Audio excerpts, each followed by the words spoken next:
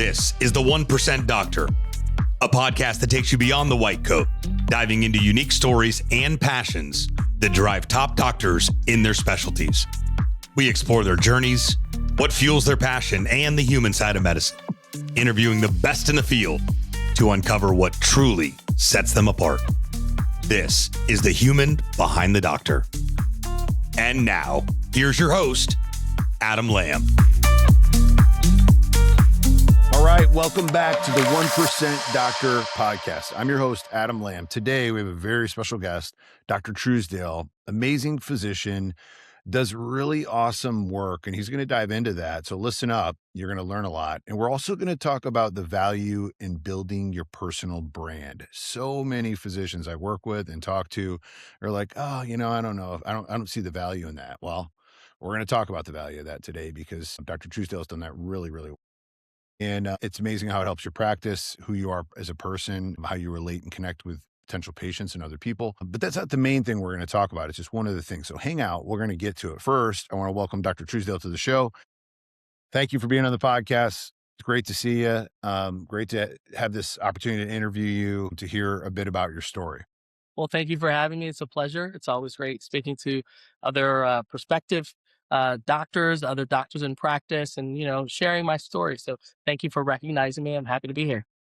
Yeah, thank you. So, I like to always start the podcast off and hear this kind of the story. What got you into medicine? What was the aha moment? Share a little bit about what made you decide to go down that path. The origin story for a lot of superheroes starts with pain usually, right? And so when I was a young child around the age of 10, I had a baby brother who I found out was diagnosed with trisomy 13. So my mom, who's an artist, a very religious woman, and my dad is a PhD physical chemist. So I kind of had both the artistry and kind of the science background, but when I found out that my brother was sick, I wanted to learn more about his condition. And unfortunately, obviously, he passed away, but that made me want to learn even more about his disease process, as well as other disease processes in the book where I was reading about his. And so I decided I wanted to become a doctor. And so I did all of the things that I wanted to do or needed to do to kind of matriculate, went to Morehouse for college and then the University of Pennsylvania for medical school.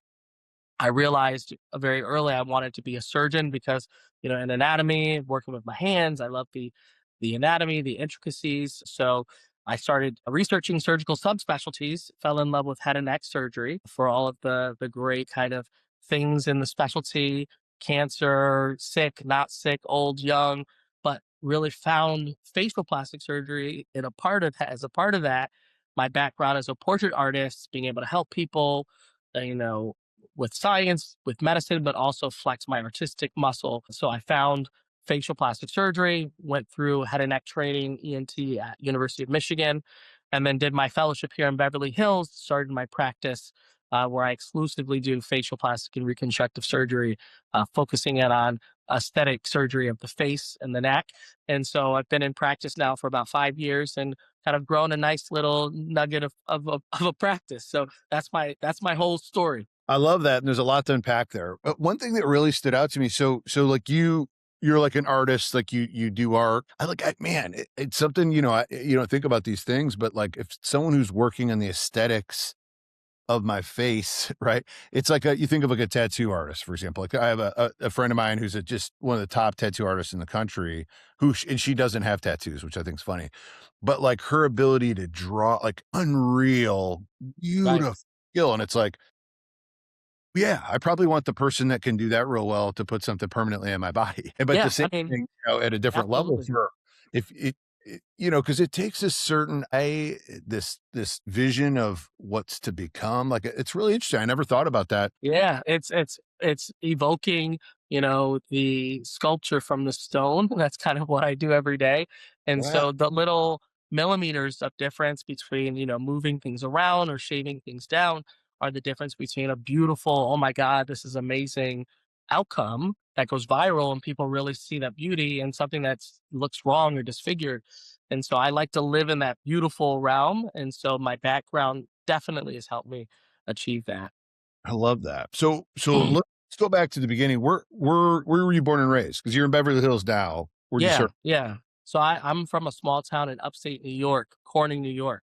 So I don't know if people are familiar with Corning Glass. So it's not far from Ithaca, where people know Ithaca, Ithaca College and Cornell. So yeah, I'm about 40 minutes, born and raised there. Um, And then you went to school, you said Morehouse first? Morehouse College, which is in Atlanta. So big difference, city.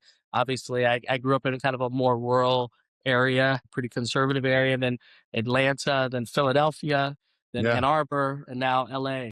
Yeah, so I'm originally from Michigan. So I had 38 years of my life I lived actually, well, I grew up about an hour and a half from Ann Arbor, but lived in a place called Novi, Michigan, if you're familiar Yeah. with. Yeah. There's a little airport there. Yeah, just north. Yeah. That's my wife and I lived there for almost 10 years before we moved to Texas. I'm in Texas now. Cool.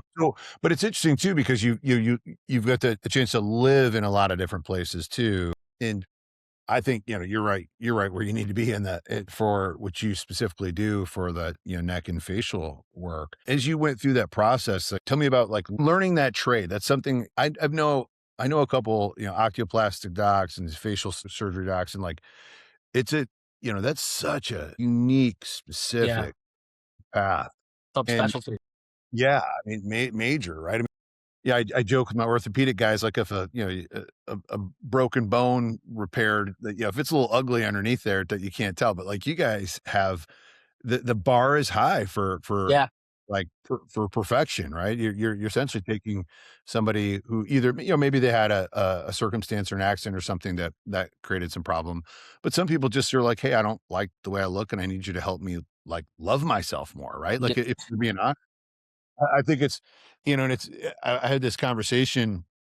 We're talking about healthcare and medicine and, depression and some of this, behavioral health and some of these things where, to an extent, I think, some folks that just don't like the way they look. If there was a way to change that, like, how could that, I mean, you see it every day of how Yeah. it changed confidence, who they are, what they might Oh, yeah. go pursue.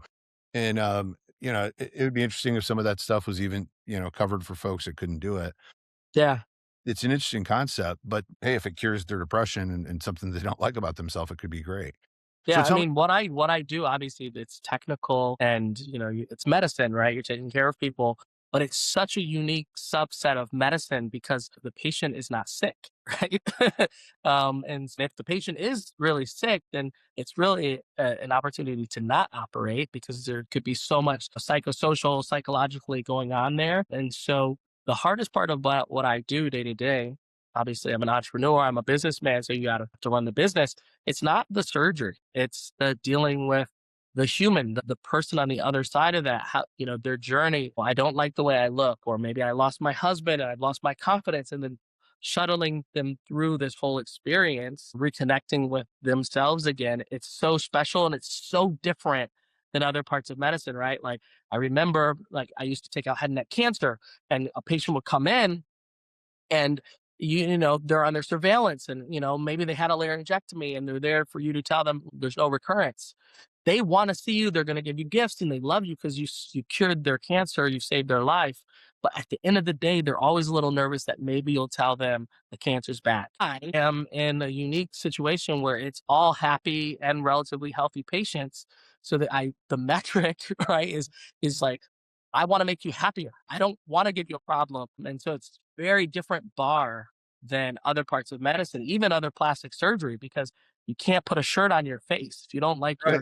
your face, right? It's not like if you don't like your breast, put a shirt on. And so the standard is so high in exacting. Yes. Yeah. And I love that. And I think we're seeing the country move with a heavier emphasis on proactive, like wellness care versus sick care, right? I've spent my career building companies in the health optimization space, whether it's hormones and peptides. And so I've been doing that stuff for the last 15 years. I've built and sold companies in that space. And that's where through that process training, working with a lot of docs, you guys don't get a lot of that training in medical school that want to learn how to do it. But what I realized that, you really understand a lot of, because you touched on the business side, you understand the clinical stuff. Like once it's shown to you and you explain it, you're like, oh, okay, I got it. The business side of it was like, whoa, wait, there's a big Yeah. There's a big gap there. And so, a lot of the clients I work with, I kind of have this saying of like the difference of being, a six-figure a year doc and a 4 million, that was kind of the number we looked at. We researched the average kind of top 1% performing physician was 4 million a year. And the difference is becoming a business person, how you run a business, how you delegate, how you own your calendar, how you create systems and processes, how you offer stack, all these kind of things. Yeah. Most doc- well, actually, I'm teaching a webinar tonight on that topic specifically because it's something that, especially like, if you have a great skill and you have a great way to help people, like we have to figure out how you can do that at scale, right? To Yeah. help people and do those. And it's really interesting. So I'm glad you mentioned that because you're right. The hardest part about most docs day is the business side. And there's, Right. there might be some physicians listening today that they're in the space and they'd like to go out on their own, right? But maybe they're scared. And I have a couple of guys I work with right now that are in the plastic space. And I'm like, hey, that person that books the call and that person that closes the deal and that person does like all those things that prior to you just doing. It's like, that's all stuff you got to solve and figure out and integrate and create systems and processes. And it can seem overwhelming, but like, guys like you you're proof that like, hey, you can do it, right? Yeah. You just got to figure it out. You definitely can do it. I mean, it takes a whole separate skill set, right?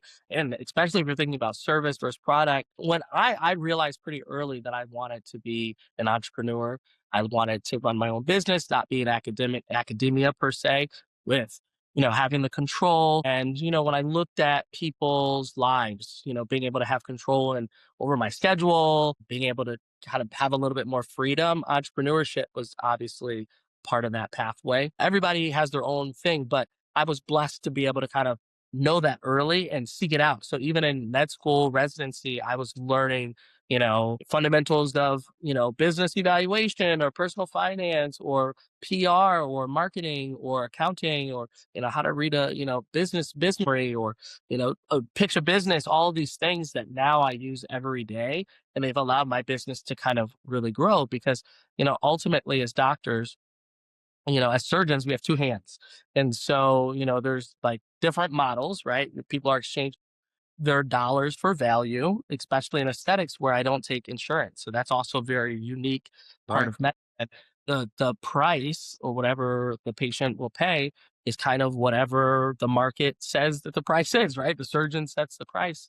And there's a huge range in terms of what surgeons will choose to charge depending on their supply demand curve, right? And so it's very interesting because I've kind of become a little bit more of a Veblen good, like, so it's not really obeying normal economic framework because, as the price goes up, sometimes the desirability also goes up. And so the demand goes up. And so that's kind of where I am as, someone who's able to do something artistic that a lot of other people can't necessarily do. And so it's very interesting, but I spend more time thinking about business than I do like how I'm going to do the surgery because that stuff just comes naturally to me now. Yeah. And so it's a fun evolution and it definitely can make people nervous because we don't get the training to do it. There's so much opportunity today with, the resources online to learn and people like this podcast to tap into people who have kind of done this before. And just like, it's so nice to be on the side of things. Yeah. No, I mean, I could just tell talking to you, like you get it. And so many of the docs that I coach, one-on-one or in my mastermind, this is the stuff we're learning and teaching. And to the point, because I just probably similar to you, you can only work with, I only have two hands. I only have one mouth, right? Two ears. So I can only work with so many people. And I actually went and created a 25-hour, 100 video business course for docs. I'm like, hey, you can learn it right here. It's $1,000. It'll save you way more than you would go and get your MBA. And it's probably gonna have a lot more practical information in there. And one of the big things I talk about in there, it's actually one of the first modules we talk about marketing, personal Mhm. branding. And then obviously you've really figured that out. And Well, because you could pay Facebook, which some of us do, and there's still a good mix of some of those things, or you can really get great content that drives yeah, traffic and people share it and they can get to know who you yeah, are. Talk a little bit about when you stepped into like the social media side of things. Cause I for mean, you sure. hundreds of thousands of followers. And so, you know, Yeah. when did you make that decision? Let's talk a little bit about that framework because some people might Yeah. like not for them, they can't do it, but Yeah.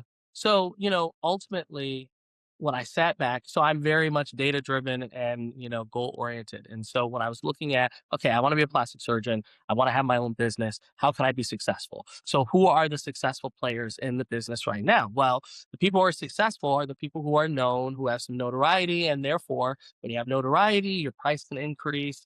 The market, you have a little bit more, the mystique. Patients might seek you out more. So therefore, I need to be known. Well, I can't control whether or not I'm on TV or if I have a deal or if people, I'm not, I'm a young man. So it's not like I've got 30 years of a body of work that people can just know who I am. How can I pour gasoline on this and accelerate this? So I leaned really heavy into social media because the beautiful thing is I can do a video and it can reach 20 million people. And I have videos. I think I have a video right now that's going viral. So I've had over 250 million views, like across platforms. I have over 1.3 million followers across platforms, and it's growing because if you understand how to captivate and understand the algorithm, then it allows your message, whether it's educational, whether it's promotional for your business, to spread, and then patients can find you. So it's not like the old days where people are going to look you up in the yellow pages and try to find you. If you try to do those techniques today, right, they don't work. And in a business like mine, which is if you don't find patients, you don't have a business, you go out of business. Yeah. If you don't eat, if you don't, you basically have to kill what you eat. If you don't kill, then you go hungry and you will go out of business. So for me, I haven't had to do any paid ads in over 2 years Wow. because I feed the basically the social media beasts. Patients are able to connect with me at a deeper level. The educational content that they consume comes directly from me. They really get to know who I am. So by the time they come in for a consultation, they already know what I'm going to tell them about what to do post-operative, pre-operative, and it allows me to have a little bit more control over, my presence. And so personal brand allows you to establish yourself, helps people to come to you, be able to charge premium. They stay longer. There's so many sticky aspects of having a personal brand that are very, very important. And so, obviously in my field, it's a little bit different because it doesn't require referrals, not hospital based. So it's even more important, but I think it's important even if you were an academic surgeon and in practice because it's going to increase your visibility. Maybe you'll get invited to do more keynotes, or maybe you'll get a grant because you're able to leverage kind of your media appearances, or be seen more as a thought leader. And so I think it's helpful for anyone, especially when you know information is so ubiquitous today. People can go on Chat GPT or Google to try to figure out their diagnoses. The thing that's different is if you have a brand, people will trust you. And so, you will be viewed as the source. So when Chat GPT is trying to figure out how to answer the question, they're referencing your videos online that Right. you've educated. And so it's taking control as much as we can. We obviously don't have full control of the whole process, leveraging that and then spitting that out into something that can actually come back and help your practice. And so that's how I've kind of approached it. I can talk for days about it. Yeah, well, because it's so important, right? And I think realizing that the more I project myself out, like through who I am, what I believe in, what I stand for, what I talk about, what are the things, the more opportunity it lands on other people. And running paid traffic, like you mentioned, I spend 100 plus grand a year on paid traffic, right? And I'm trying to continue to chip away at that. And so a lot of docs, here's the funny or crazy part, not funny, but that so many docs aren't even spending, you tell them, hey, we're going to spend 5 grand a month on media, and they're like, what? That's crazy. But you realize like how much you kind of have to drive the traffic. And then eventually if you build your brand, you do not have to do that anymore because you build such an ecosystem of, people that are like, oh, check this video out or check this out. And you're getting into, once people start getting into the algorithm and they're looking at facial stuff, neck stuff, all of a sudden it's your videos that they're seeing and sharing. And then all of a sudden, I'm sure you have people fly in to see you and all those kind of things as well, which is powerful. And, it's so vital to be successful to do that. And I think a lot of docs that I've worked with that are kind of like, where do I start? Right. And what I have them do, and maybe you have some ideas too, is I usually tell them go and post 90 days in a row. Just create content, right? And today we can help. You can go to ChatGPT and say, "Hey, Chat, here's what I do." Like you could take your website, right? You could put into ChatGPT and say, "Hey, Chat, help create, 50 a minute video scripts talking about some of the procedures that I offer." So, and all of a sudden, it'll spit it out. Take your phone, set it up, talk to it. And you're not gonna be as good as like Dr. Truesdale is today, but you gotta start somewhere, right? I always joke that like, go look at my old content. It kinda sucked compared to like where it is today. But I have a full-time media team, right, today. And so it's like you start reinvesting in some of those things because you start seeing the fruit of it. And I teach a lot of docs how to do it because they're just like, well, I don't know where to start. I'm like, you got this thing, grab this phone and Yeah. start talking to it. And and then continually get comfortable. You'll get more creative. You start thinking of new ideas and opportunities, getting testimonials before and afters of patients, like, and the thing just goes nuclear, right? Yeah. So Yeah. what ideas do you have maybe for someone that's thinking about where do I start? How do I start? Yeah. So, I mean, I have so many ideas. I mean, and it really depends. The first thing I like to do when I have a person who's asking me this is trying to figure out what their goal is, because that kind of directs a lot of the energy. But as you mentioned, the first place to begin is just to do it, just start, right? Like, if you just do something once, you're going to suck, right? And then you do it a little bit more and you're going to learn and you're going to think you're really good. And then you're going to learn a little bit more and you're going to realize that it wasn't good. And then over time, you get a little bit better and you keep pushing. The important thing with anything social media and brand is that it really needs to speak authentically. And so I always encourage people to do it yourself first instead of hiring an agency, instead of hiring, these companies, because they will try to sell you on, hey, I'm going to get you up and running and package all this. No one will care about your business more than you. And no Yeah. one likely is going to be as smart as you if you put your effort into it yourself. And so it allows you to do a couple of things if you do it yourself. One, you get the direct feedback on this is works and this does not work. You get sharper, you get better at doing it. I can do a podcast, I can do video, and I am one take, right? Because I understand the way it feels to be seen on camera. I know how to speak. And so I also know how people respond to what I say. And so that's been picked up off of me seeing how people respond to the videos online. I know what works. As that happens, you will start to become stronger. You'll become better. And so you'll understand with your voice, people will start to trust your voice, right? And then because you have done every single step of it, then it allows you to have the ability to oversee if you do want to bring someone else into your team. This is how I want my videos edited. This is how I like the flow. This is the orientation. And so it keeps other people who work for you accountable if you know at least the broad swipes of what the actual sauce is. So I have a media team, I've got people underneath me. I have my own separate production company because I did it strategically. I created a full reality show on YouTube that I put out there for patients to watch. 3 seasons. Each season is 9 episodes, and each episode is about 20 minutes long, and it follows the patient's journey before, during, and after surgery because I wanted to put out that story. That video series, high level production, basically brings in patients every day because they see the whole story. So it, each one of these things is like a little bit of a flex, a little bit more of a weight that you can lift. That, It's a spoke, right? There's the hub that's you, and then each one of these spokes, whether it's YouTube yes, or Instagram, absolutely. TikTok, and all these different things, it creates this wheel of access everywhere they go and they see you. But one of the things I love that you said, and I teach this literally in my training course, it's called Go Pro before you pay.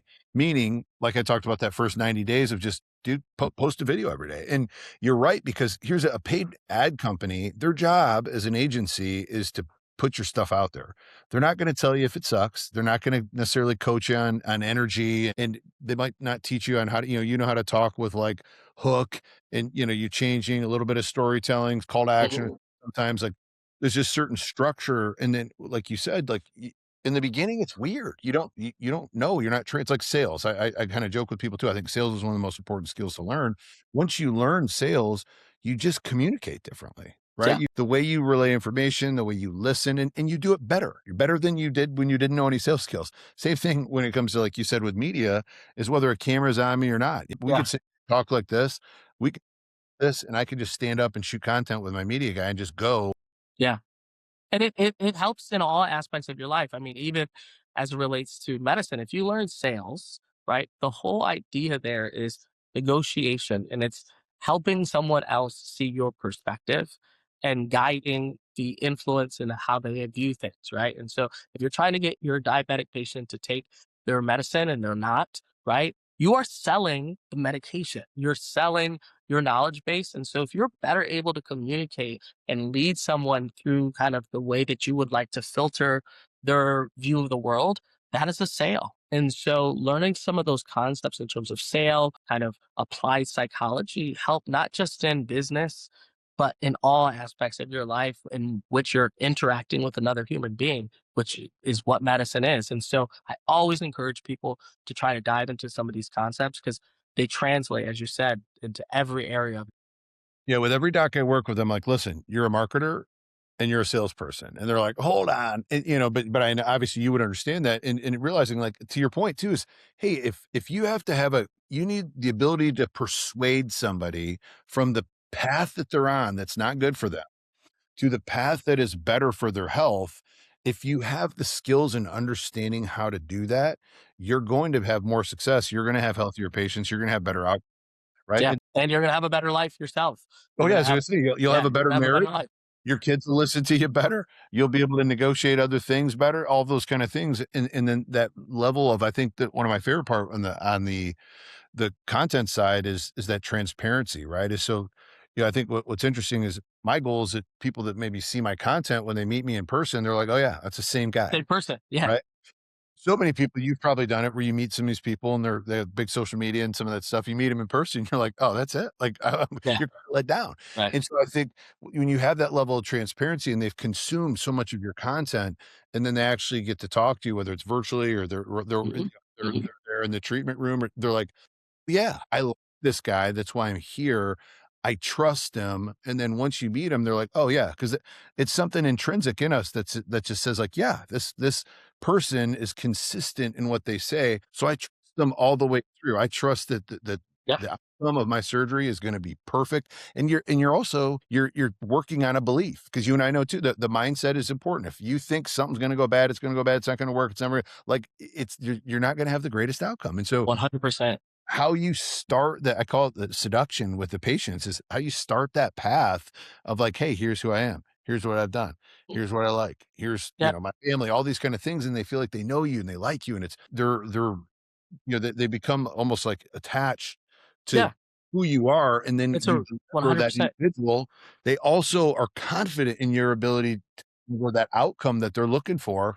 And they usually get it right that way Yeah. because the belief system is so consistent throughout the process.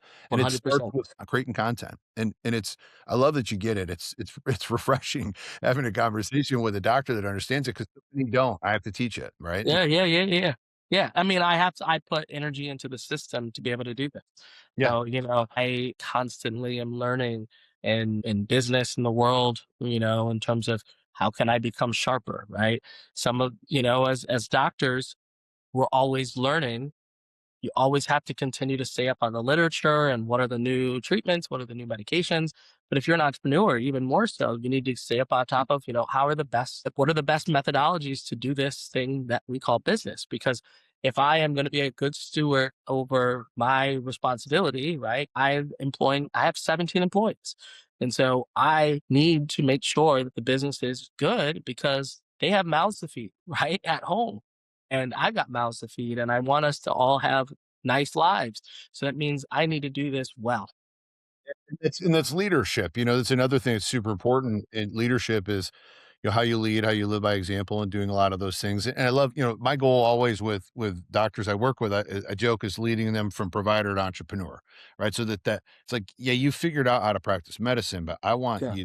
I want you to get that comfortable in the business side of things. Yeah. And you're right. Some docs I'll work with that they'll go spend 2,500, $5,000 to go get some, uh, was it CMS credits? Is that, It's called CME.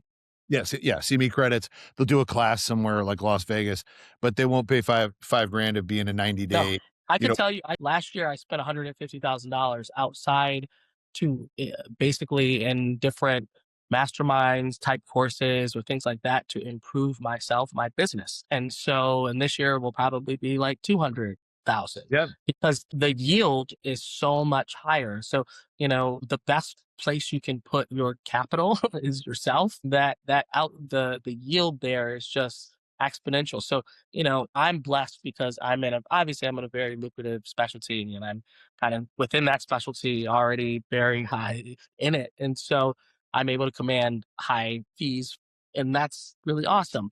But at the same time, that requires that I do the things that I need to do to bring people in. And so if I don't convert patients to want to have surgery with me and they don't believe me that I can make them look 20 years younger, which I can, right? Yeah. Then they won't book surgery with me at the prices that I would like. 4 or 5 years ago when I started my practice, my same surgery that is now maybe $70,000 was $6,000 at the time. And the only reason why I'm able to charge a multiple is because patients believe that when I do the surgery, their outcome will be beautiful. And so it's You have one, a record, right? You build the yeah, track it's a track record with people you do it. And proof. it's when I first started coaching doctors, I'd charge $5,000 for 90 days and I would help them. I'd build them $1 million machine. Today someone wants that. I'm like, it might be 100 grand or it might be something Yeah, different, but yeah, it's someone's like, well, I can't understand it. I was like, I was thinking one of the top docs I work with, I helped build a $20 million practice last year. yeah, One year went from launch to 20 million by the end of December. And I was like, how much? I was like, you would, and I asked them at the end of the year when we did our kind of in-person event. And I was like, how much would you have paid? Did you get your money's worth at 100 grand? They're like, yeah. They're like, I yeah. would have paid you Well, $1 million. I think that that's true. I mean, I think as physicians, we have a hard time sometimes thinking. Obviously, we're not trained about business or thinking about yield or return, but everything is a negotiation of time and effort and your return and leverage. And a lot of doctors work in the hospital or maybe they work in a practice where it's like RVU based, and it's very much like I do this and I get this. That's fine, and Time for expect that. It's fine for everybody, it's your own thing. But the great thing about entrepreneurship is it allows you to create more multiples. And then you get to decide what you want to do with whatever that margin is from what you put in and what you get out. And that's really the beautiful thing. And so if you want to work in the hospital and be a critical care pulmonologist, awesome. But you could probably still have ways to improve the leverage of your life. And so it's the same with all aspects of medicine and life. Well, and two things I want to mention that you made me think of what you said is so one of them, I actually have a philosophy, and you maybe it's something you can align with too, is I think of how much more money do I want to make this year? And then I commit 10% of that number to personal development, where it's masterminds, some sort of training, because I believe that investment, if I take action and do it, will 10x, right? I believe that. So annually, similar to you, I do the same thing pretty consistently. And my spend on myself is very similar to what yours is too, because I'm hungry for those continued levels and the Level continued up. growth. There's different levels, and that's the thing is like, I remember being a medical student, and I didn't grow up wealthy, right? Like at all. Like doctors were the rich people where I'm from. Like, there's a cardiologist. Oh my God, he's a cardiologist. Oh, he makes like $300,000 a year. Like that, man, they're doing so well. My first job, I worked at McDonald's, and it gave me perspective in terms of what is what is money worth. But as you go through life, I mean, part of this is living in LA. Are like doctors are middle class or low middle class. See that there's different levels. Not to say that the levels have value assignments, because you can not make a lot of money and your life be awesome. But as it relates to entrepreneurship and business, the more money you make, the bigger your enterprise is. That's kind of like the scoreboard, And unfortunately. there's more impact you can have, right? Yeah, You want it's to fund a impact. charity, you want to do some stuff, you want to retire your 100%, mom. because it's value. So in all aspects of business, whether it's product or service, people are trading their dollars for the value that they would like to get from you. And the only way that they're going to give you money is if they perceive that whatever they're getting back from you is more valuable than the money that they're giving you. And so that means that if you have a big business or a small business that's big, right? You are giving value. My value trade is I will help you feel better about the way you look in ways that, you know, whether or not you're on peptides or skincare or whatever that you're doing that's minimally invasive, it only has a certain limit. But at a certain point, the muscle has fallen, and the technology today is we have to lift it up. And so, if I'm able to do a 6 hour procedure and take 20 years off of your face, what is that worth? I'm going to do it beautifully, naturally, and it's going to look amazing.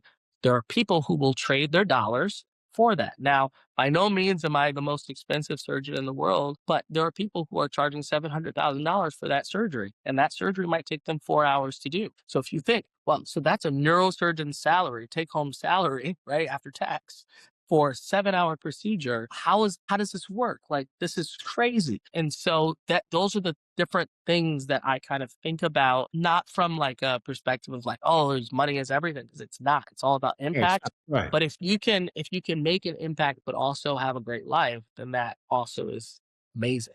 Well, and it's seeing your value. I just one of the docs I work with today, I just talked to this morning, reminded me of he was charging $150 an hour to help patients, and this dude is a wizard. I mean, he like him working with somebody over the course of 12 months, they will be in the best. I mean, they might be 50 and they're going to feel and look like they're 30 again. I Right. mean, next level, all this stuff he does, has them go run all these different scans, do all this. I mean, he's incredible. I'm like, man, you're not charging enough money, dude. I was like, that should be $2,500 a month. And they can pay either, 25 grand for the annual or $2,500 a month. He's like, oh, no one will ever pay that. 90 days. Yeah. Yeah. 10 patients. Yeah. But he just didn't understand it. But the reality is I was like, there's not a lot of docs that can do that. Right. Yeah, well, it's a limiting belief, and as physicians, we've gone through this hardcore training. Oh, for many many years, we've been beat down, beat down, beat down. Like, Yeah. pay your dues, like make less than minimum wage in residency, and so it's harder. It's hard to kind of escape that mindset sometimes. And the mindset really that people have to go into is one of abundance, right? Like, there's so much around us in terms of love and joy and peace and but also money. And so, like, how can I tap into more love, peace, joy, fulfillment, but also money? And so, understanding the game of money is really There's no important. shortage of money, right? Like you said, it's abundant. And I kind of give an example. I was like, call the Ferrari dealership and tell them you want to buy a new Ferrari. Call the Lamborghini dealership. You can't. They're all sold out. There's no shortage of money. There's just a shortage potentially of value that you need to share. Yeah. You're just not getting in the right people, Right. right? Which Yeah. goes back to the belief system and all of those kind of, and then you get the reps and over, like you said, you started out, you used to charge a certain amount. Now you charge a different amount because you're like, hey, I'm really, really good at this. I'm world class at that. Right. And so, and again, same thing with the doctors I help scale their business and stuff like that. I'm like, hey, look, you met me, you were making 600 grand a year. 2 years later, you're making 5 million. Like that, that's stackable evidence, right? And doing that multiple times over and over. Guys like Tony Robbins, I've been partners with since 21, right? Where Tony reached out to me and said, hey, I want you to help me launch this company. And actually, I just saw him 2 weeks ago today. He was here in Houston and invited me down to the new Fountain Life. But the reality is that was when he reached out to me. Then I'd been 10 years into this game, right? Yeah. Another part of it, there's time, and you just like you learn, you get better, but you got to be humble, because if you're stubborn, you don't learn. When you're humble, man, every day I wake up, I'm like, dude, what am I going to learn today? How Yeah. am I going to Yeah. get better today? And the goal of getting better and being more successful is so I can help more people. Yeah. Provide more value. Yeah. Exactly. Provide more value for yourself and your family and the people that you love, and also your patients. Right. And so, yeah. So, those are the things that I constantly am thinking about: growth, but also, value for others, service. Well, listen, this has been awesome. I wish I could like hire you as like a spokesmodel of, hey, docs, this is how you're going to start talking and thinking like this guy after you work with me. 'Cause, I mean, the part. I'm sure it's probably tough for you. You probably have a lot of friends in the healthcare space. And sometimes you probably feel like you're like the coach, like, hey, dude, here's what you got to do. Change this, switch this. Cause they probably see you and they're like, how do you do it? And you're like, well, it takes some time. It takes a lot of discipline, it takes commitment, it takes a mindset shift, a belief system change. Right. And then and significant execution on a lot of things that might feel weird and uncomfortable in the beginning. Right. But this has been so awesome to talk with you in depth about this stuff, and this is what it takes. You want to build big stuff. You want to help tons of people. This is what it takes. You want to play small, then don't do any of this stuff. But we should all want to play big, because at the end of the day, to much is given, Much for is required for sure. Yeah. It's like, if you want to help more people, you want to solve more problems. My vision when I stepped into this, I got into helping doctors back during COVID because I'd been doing telehealth for almost 10 years. And a lot of the docs that I'd worked with, I had 150 that were part of my platform. And they're like, hey, you're the telemedicine guy. How do we do this? And so I started going in and helping show them how to do telehealth. And then all of a sudden I was looking at I was like, this is how you run your business? I was like, Right. there's no funnel. There's none of these things that I was used to doing. And I was like, oh man, there's some help here. And I made Right. a decision back then, which is a little over 5 years ago, was like, I want to help like set 10,000 doctors free. Right. And so like, that's the mission I'm on. And so this podcast is part of it. So thanks for being a part of that. Awesome. All the Well, things. thank you for letting me be a part of your missions. Hopefully people I believe it. enjoy it today. Yeah, I believe it. I believe they will. So, if folks are interested in learning more, patients specifically about you, is there and we'll put all this stuff in the show notes. So folks Yeah. listening, check out the show notes. It'll be there. But if you want to share, um, Yeah. So if you would like to learn more about me, I'm a double board certified facial plastic surgeon working in Beverly Hills who takes back the hands of time by about 20 years for my surgical patients. I'm on all platforms in terms of social media. Dr. Truesdale on YouTube, Truesdale, Truesdale. That's on TikTok, YouTube. You can find me across all platforms. Learn more about me. If you'd like to reach out to the office, you can reach out on WhatsApp or phone or text call. If you want to learn more about my skincare line, artisaskincare.com. And I would love to see you if you would like a consultation or if I can be a part of your journey of becoming more useful. So yeah, that's a little bit about me. and just right there, I'm going to pause and say, for those docs listening, if I ask you that question, tell me where people can find you, and you don't have the ability to rattle that off like that, like that's the skill. You probably couldn't have done that before you started creating consistent content, but it's like, you just learn. It's like a filing cabinet, right? Where it's like, here's me, here's where I'm at, here's how you can book an appointment, and I think I see it as an art, and like how you become, right? A lot of us don't realize that we have to become this next version, right? The 100 millionaire version of me or the 100 millionaire version of you, we're not talking to each other right now. There's a version of us that has to continue to grow within us to become that. And we have to pursue that person. And so I think, you just lead by example, doing great work. Thank you. Love this conversation, and I really can be helpful and eye-opening for a lot of people. I look forward to staying in touch as well, if there's anything I can ever do for you. But I thank all the listeners. Make sure you like, subscribe, and share this. I know if you're listening to this, either you or another doc needs to hear this truth and this amazing story of solving a lot of problems, helping a lot of people, and having a very successful practice. And so thank you, Dr. Truesdale. I'm super Thank you grateful again. here. We'll stay in touch and talk soon. Thank you, everybody that tuned in. Absolutely. Take care.